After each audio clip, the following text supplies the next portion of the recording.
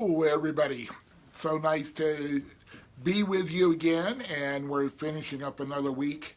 And as I thought about what I wanted to bring to you today, I thought about, really how to really connect with the activities that we have optional for me. And hi, Jersey. And I know I got your message that you were on early. So thank you so much for joining and the love and the shares that you do. So I really appreciate that. And so I came up with this concept of, hey, Jill, how to escape the Groundhog Day trap. And so what do I mean by Groundhog Day? Is, the movie Groundhog Day was where the leading actor, hey, John, where he went to sleep every night and he woke up the very next day with the day previous. It was a repeat. It was a rerun over and over and over again. And over the years, I have had that kind of experience at times. I go to bed and I go, wasn't I just here? What happened in between? What was it that I accomplished in between those times? And sometimes I didn't even know. Different times of the year, particularly in the wintertime, there's times that I would be at the office before sunrise and I'd go home after sunset, and I would wonder what happened in between. Were there clouds? What was a nice day? And so I started thinking about how do we break that cycle, and do we want to? So Groundhog Day, having this repeating event of feeling like we have been there before, somewhat like creating your deja vu, your own personal deja vu. Hey, Levi, and so having that repetition is not necessarily wrong as long as you're getting the results and the value out of that process, that experience. But for so many of us, we get frustrated because we feel like we're on that proverbial treadmill. And so I wanted to give you a couple of ideas of identifying, hey, Robert, what it is that could tell us that we're on this Groundhog Day trap or in it, or on this, treadmill that no matter how fast we go, we stay in the same place. And so one is, are we busy?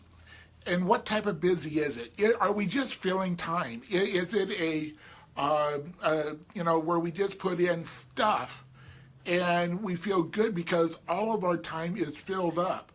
And what is it that's filling it up? Well, we'll cover that in just a second.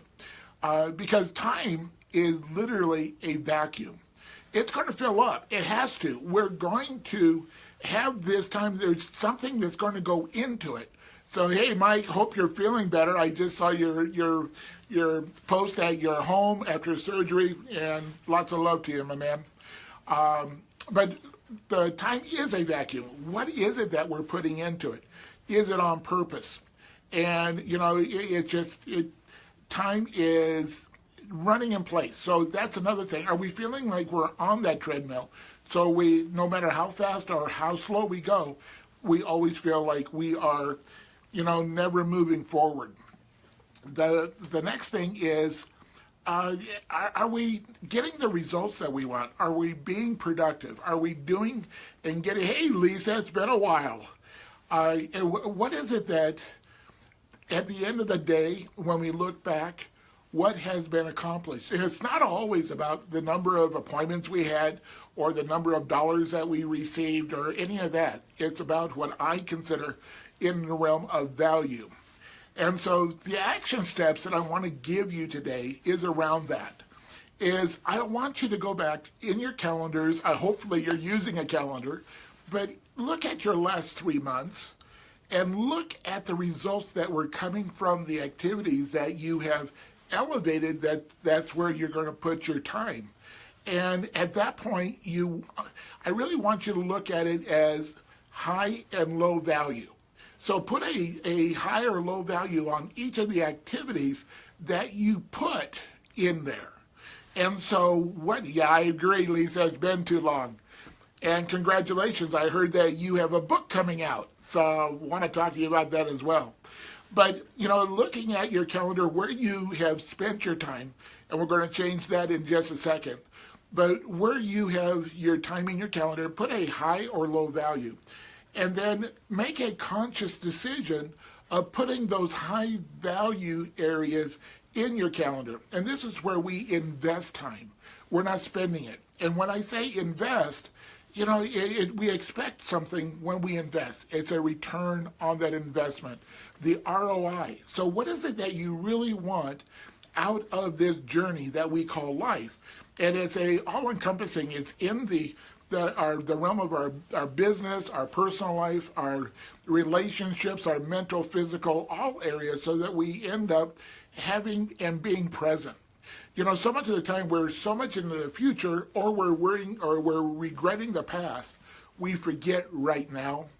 And by doing this, by making those conscious choices, hey Paula, by making those conscious choices, we're going to have the predictable results, and we can enjoy now while we look forward to the future.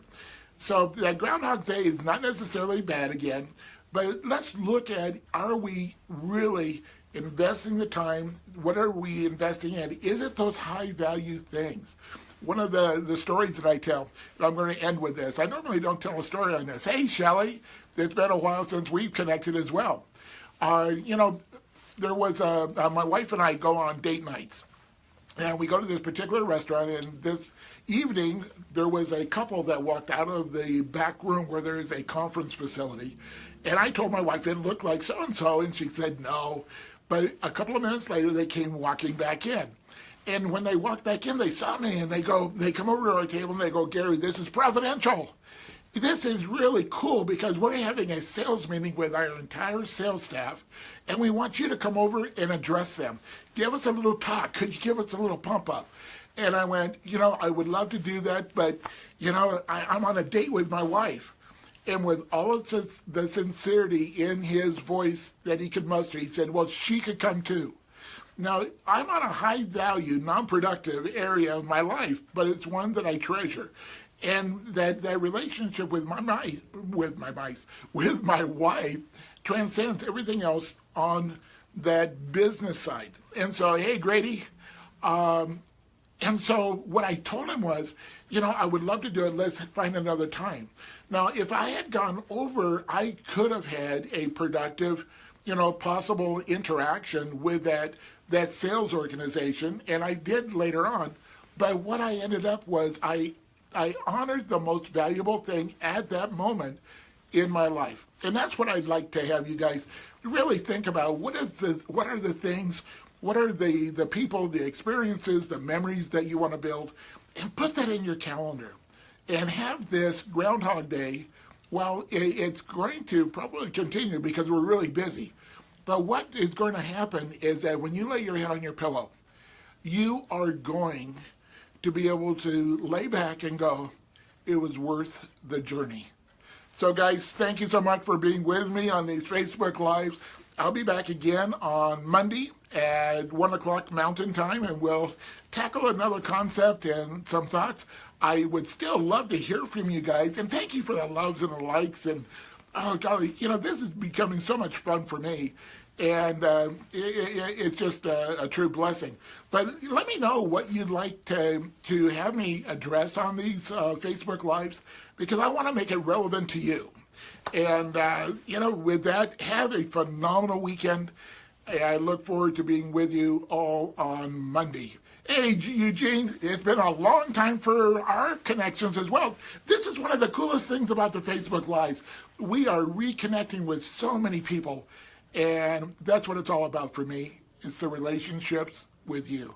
So with that, have a great afternoon, have a great weekend, and we'll see you on Monday. Bye-bye.